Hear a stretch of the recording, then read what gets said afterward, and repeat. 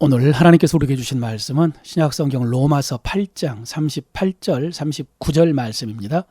내가 확신하노니 사망이나 생명이나 천사들이나 권세자들이나 현재 일이나 장래 일이나 능력이나 높음이나 깊음이나 다른 어떤 피조물이라도 우리를 우리 주 그리스도 예수 안에 있는 하나님의 사랑에서 끊을 수 없으리라. 아멘. 오늘 이 말씀을 통해서 성령께서 여러분의 심령을 하나님의 은혜로 채워주시고 그 은혜로 다른 사람들을 돕고 섬기면서 하나님의 나라를 세우시기를 바랍니다.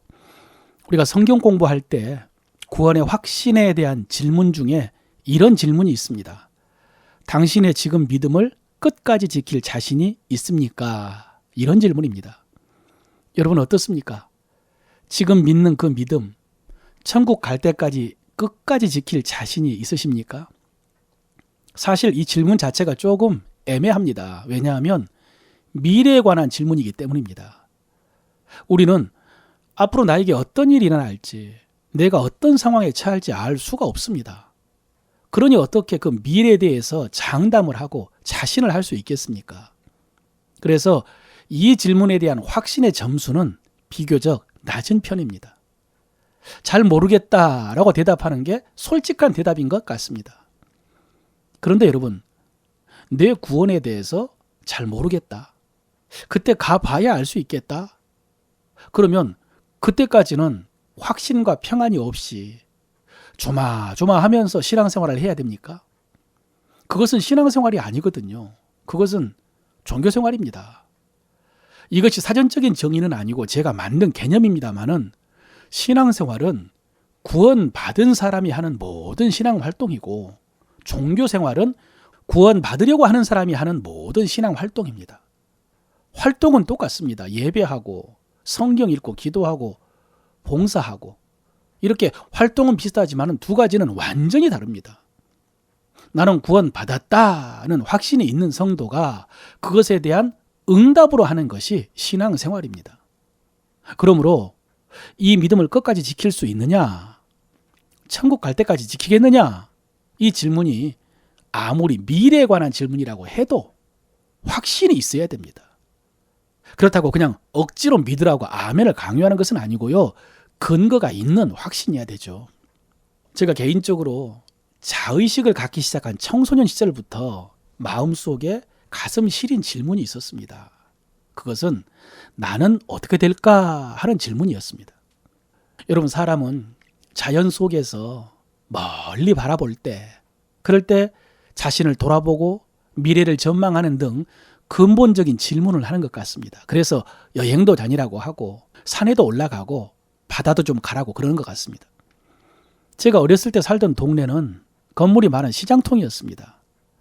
그 지역에서 지대가 가장 낮아서 해마다 물난리를 겪던 그런 곳이었습니다. 그러다가 중학생 때 우리 부모님이 지금 집이 있는 자리, 저수지와 들판이 내려다 보이는 곳에 밭을 사셨는데 가끔 제가 그 밭에 가서 일을 하다가 하늘을 바라보고 들판을 내려다보고 멀리 산을 볼 때에 그런 생각을 했었습니다. 나는 어떻게 될까? 여러분, 이 질문은 제 인생에 관한 질문이기도 했고 또 신앙에 관한 질문이기도 했습니다. 그때는 확신이 없었습니다. 자신이 없었습니다. 모든 것이 불확실했습니다. 그래서 불안하고 답답하고 두려웠습니다. 미래를 잘 모르니까요. 여러분, 지난 주일 설교에서 이 세상에 성도를 괴롭히는 큰 문제가 두 가지가 있다라고 했습니다. 뭐라고 했죠? 죄 문제와 고난의 문제라고 했죠. 생각해 보니까 저도 역시 이 두 가지 문제였습니다. 나는 어떻게 될까? 제가 그때 처음으로 주님의 재림과 심판이라는 것을 알게 되었는데 죄로 인해서 확신이 없었습니다. 제가 지금까지 지은 죄를 어떻게 처리하는지도 몰랐고 또 앞으로 죄를 이길 자신도 없었습니다. 죄를 짓지 않을 것이라는 자신이 없죠. 그렇게 죄 문제를 해결하지 못했는데 어떻게 구원의 확신을 갖고 평화를 누리겠습니까? 그래서 대체 내 신앙은 어떻게 될까? 불안하고 두려웠던 것입니다. 하나님 앞에 갈 자신이 없었던 것이죠. 또 환난과 고난도 마찬가지였습니다. 어린 마음에 이런 걱정이 있었습니다. 내가 초대교회 성도들처럼 그런 고난을 당한다면, 그래서 믿음과 죽음 중에 하나를 선택해야 한다면 과연 나는 믿음을 선택할 수 있을까? 역시 자신이 없었습니다. 당시에 세대주의 종말론의 영향으로 대환란이라는 말이 유행했었습니다. 7년 대환란 그러잖아요. 예수님도 이런 말씀을 하셨거든요. 마가복음 13장에서 이 일이 겨울에 일어나지 않도록 기도하라. 이는 그 날들이 환란의 날이 되겠습니다. 하나님께서 창조하신 시초부터 지금까지 이런 환란이 없었고 후에도 없으리라. 마지막 종말 때의 환란은 창조 이후에 그런 환란이 없다는데, 그러니까 초대교회 성도들이 당했던 박해보다 더 큰 박해를 당한다는데, 내가 그런 대박해 환란을 당한다면 과연 믿음을 지킬 수 있을까? 자신이 없었습니다. 또 그런 대환란이 아니더라도 내가 무슨 일을 당할지 어떻게 알 수 있습니까? 그러니까 확신이 없었습니다.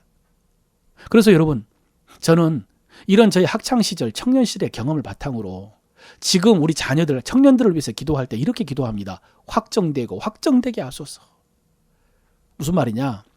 제 안에 있는 학생, 청년 시절에 대한 이미지는 우주를 향해 날아가고 있는 로켓입니다. 여러분, 로켓이 어떻습니까? 얼마 전에 누리호가 발사에 성공을 했는데 궤도에 올라갈 때까지는 죽을 힘을 다해 올라가야 됩니다. 엄청난 에너지를 쏟아야 됩니다.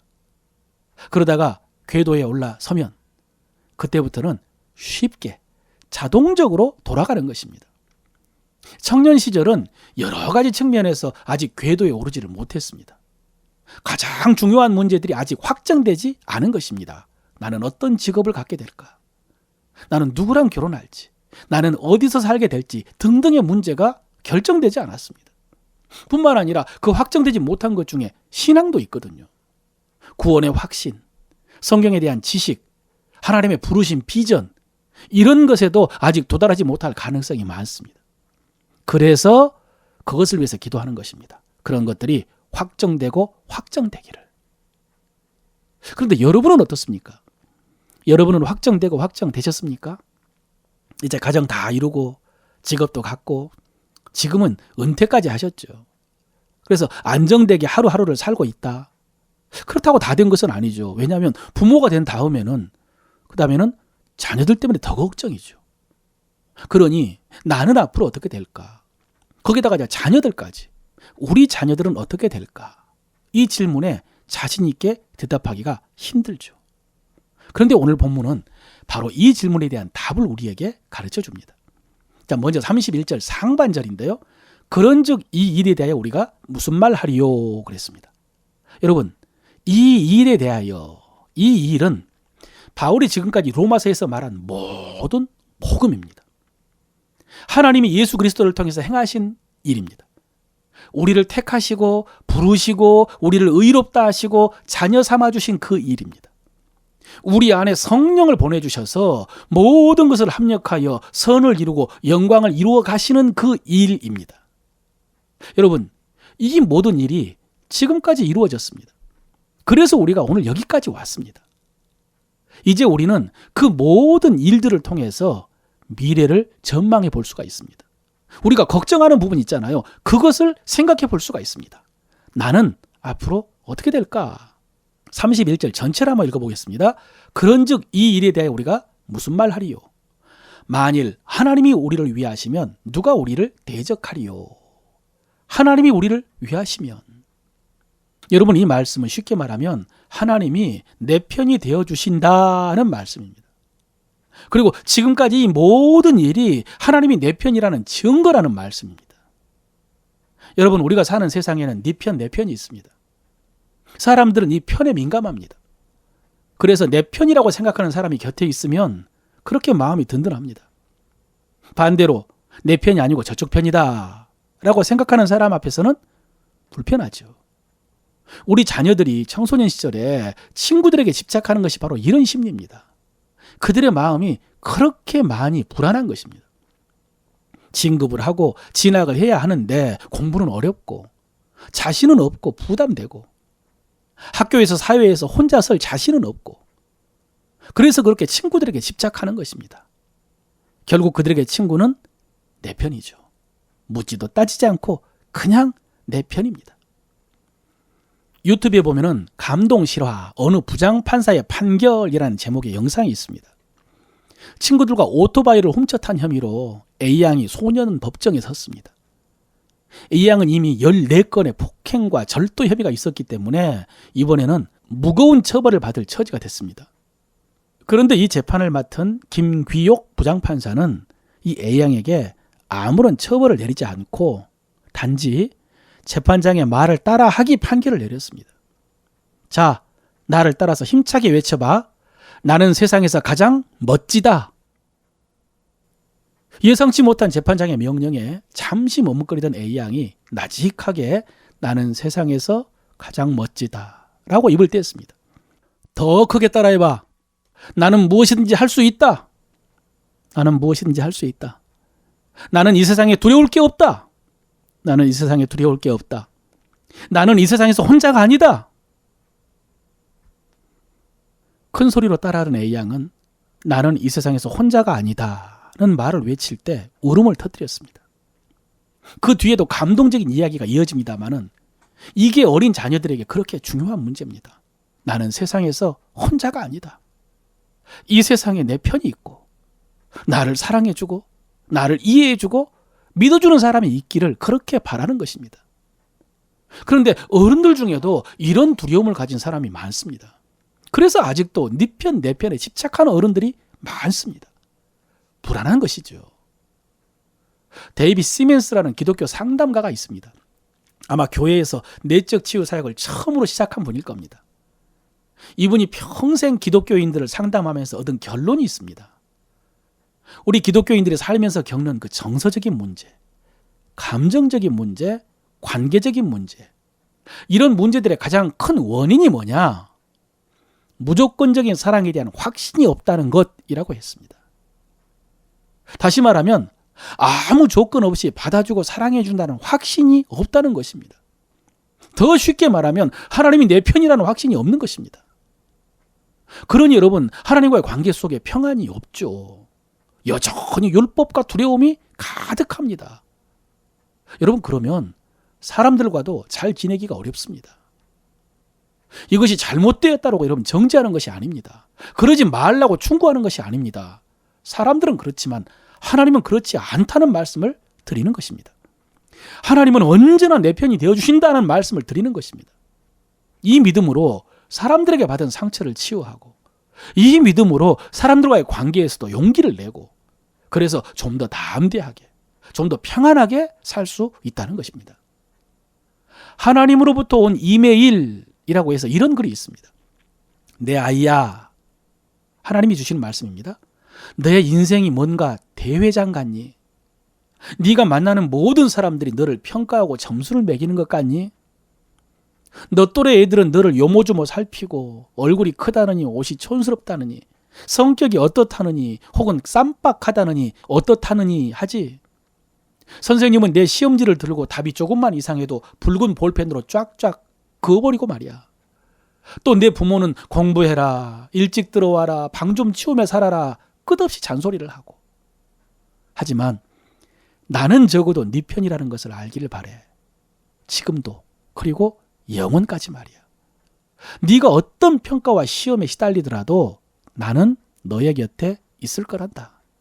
그래서 너는 평온하고 자신 있는 네 마음속에 비밀을 가지고 다닐 수 있단다. 하나님은 내 편이다 하고 스스로 속삭이는 네 마음의 비밀을. 마지막 문장이 참 인상적입니다. 하나님은 내 편이라고 스스로 속삭이는 마음의 비밀. 사랑하는 성도 여러분, 여러분에게 이 비밀이 있으십니까? 정말 하나님이 내 편이라는 확신이 드십니까? 아마 쉽지 않는 느낌일 겁니다. 아마 쉽지 않은 확신일 것입니다. 하나님이 내 편이 되어주신다고? 하나님이 내 편이 되어주실까? 그러나 여러분, 믿음은 내 느낌이 아니라 하나님의 말씀을 붙드는 것입니다. 사람이나 형편을 바라보는 것이 아니라 하나님을 바라보는 것입니다. 다윗이 그랬습니다. 다윗이 사울을 피해 도망다니다가 블레셋 사람들에게 잡혔습니다. 그때가 그의 생애 가운데 가장 큰 위기였던 것 같습니다. 그런데 다행히 하나님의 은혜로 도망칠 수가 있었습니다. 그때 경험을 기초로 믹달이라고 황금실을 지어서 백성들에게 교훈을 했습니다. 시편 56편 4절 이렇게 고백합니다. 내가 하나님을 의지하고 그 말씀을 찬송하올지라. 내가 하나님을 의지하였은즉 두려워하지 아니하리니 혈육을 가진 사람이 내게 어찌하리이까. 여러분, 이것이 황금과 같은 교훈입니다. 믹담. 여러분 보십시오. 다윗은 두려움이 밀려올 때에 하나님의 말씀을 붙들고 찬양했습니다.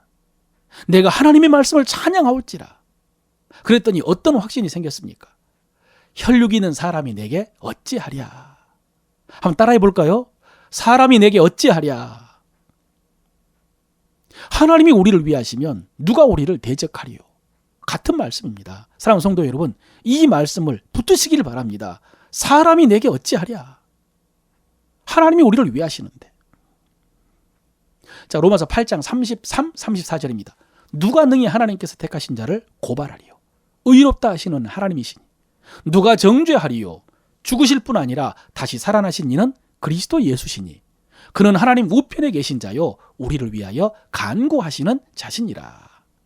앞에서는 누가 대적하리요 라고 했고요, 지금은 누가 고발하리요, 누가 정죄하리요 그랬습니다. 여러분, 사실 이 고발의 문제, 정죄의 문제는 지금까지 자세히 살펴보았던 부분입니다. 그래도 앞으로 나는 어떻게 될까라는 측면에서 보았을 때 여러분, 앞으로도요 누구도 정죄할 수 없고 누구도 나를 고발할 수 없다는 사실을 믿어야 됩니다. 1절에서 선포했지 않습니까? 그러므로 이제 그리스도 예수 안에 있는 자에게는 결코 정죄함이 없느니라. 이는 생명의 성령의 법이 너를 해방하였습니다. 5장에도 그랬죠. 그러므로 우리가 믿음으로 의롭다 하심을 받았으니 우리 주 예수 그리스도로 말미암아 하나님과 화평을 누리자. 사랑하는 성도 여러분, 이 말씀 붙들고 평안과 화평을 누리시기를 바랍니다. 35, 36절 누가 우리를 그리스도의 사랑에서 끊으리요. 환난이나 곤고나 박해나 기근이나 적신이나 위험이나 칼이랴.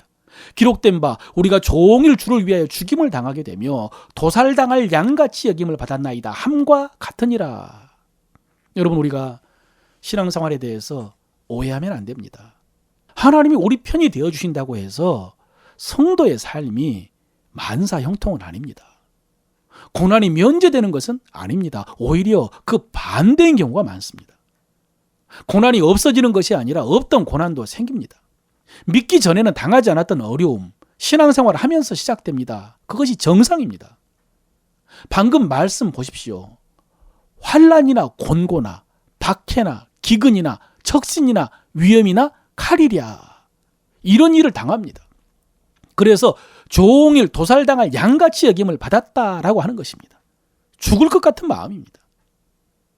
여러분, 처음에 제가 질문했던 것이 바로 이것입니다.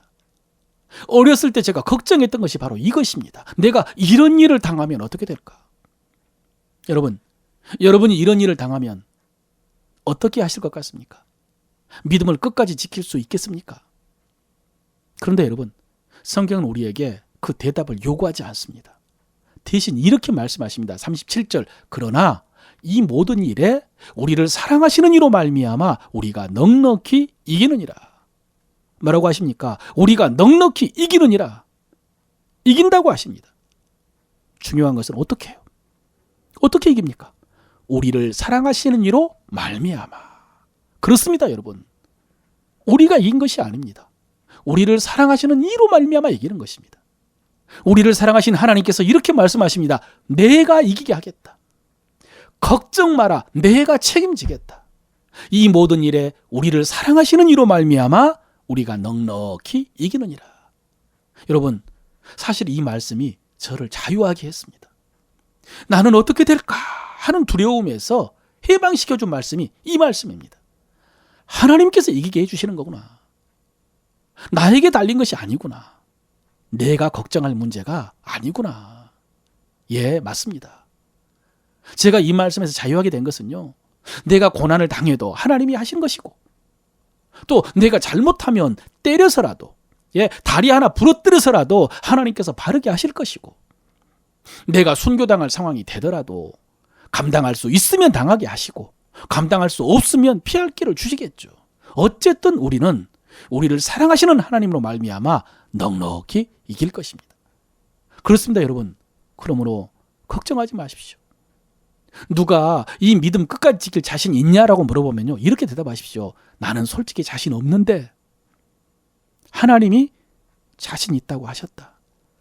하나님께서 책임진다고 하셨다. 이렇게 대답하십시오. 이것을 종교개혁자 칼빈은요, 신학적인 용어로 성도의 견인이라고 했습니다. 견인. 예, 여러분이 알고 있는 그 견인입니다. 자동차가 고장나면 견인차가 와서 끌고 가는 것처럼 우리의 구원이라는 것이 우리 힘으로 천국까지 가는 것이 아니라 견인되어 간다는 것입니다. 우리가 생각할 때는 우리가 지금 죽을 힘을 다해서 가고 있는 것 같지만 사실은 주의 손에 이끌려서 천국으로 옮겨지고 있다는 것입니다. 그러므로 사랑하는 성도 여러분, 걱정하지 마십시오. 38, 39절입니다. 내가 확신하노니 사망이나 생명이나 천사들이나 권세자들이나 현재일이나 장래일이나 능력이나 높음이나 깊음이나 다른 어떤 피조물이라도 우리를 우리 주 그리스도 예수 안에 있는 하나님의 사랑에서 끊을 수 없으리라. 성경 66권 중에 한 권만 고르라면 로마서 16장 가운데 한 장만 고르라면 8장을 택하라고 했죠. 그 8장 1절을 그리스도 예수 안에 있는 자에게는 결코 정죄함이 없느니라. 마지막 39절 우리를 그리스도 예수 안에 있는 하나님의 사랑에서 끊을 수 없으리라. 사랑하는 성도 여러분, 바울의 이 확신이 여러분의 확신 되시기를 바랍니다. 그래서 세상에 나갈 때에 이 확신과 든든함과 평안을 가지고 나가시길 바랍니다. 여러분, 하나님의 악수법에 대해서 들어보셨을 것입니다. 우리는 보통 악수할 때 손바닥과 손바닥을 잡는데요, 우리는 하나님과 악수할 때 손목을 잡는다고 하잖아요.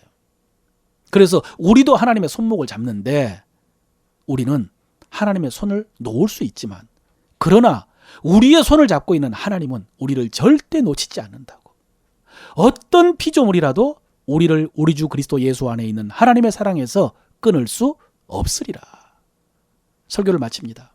여러분, 아까 31절에서 그런즉 이 일에 대해 우리가 무슨 말 하리요? 라고 했죠. 감탄문입니다. 아무 할 말이 없다는 것입니다. 하나님의 은혜와 사랑이 너무 크고 놀랍다는 감탄입니다. 그런데 여러분, 만약에 방금 그 말씀이 문자 그대로 의문문이라면 우리가 무슨 말을 하리요? 무슨 말을 할 수 있겠습니까?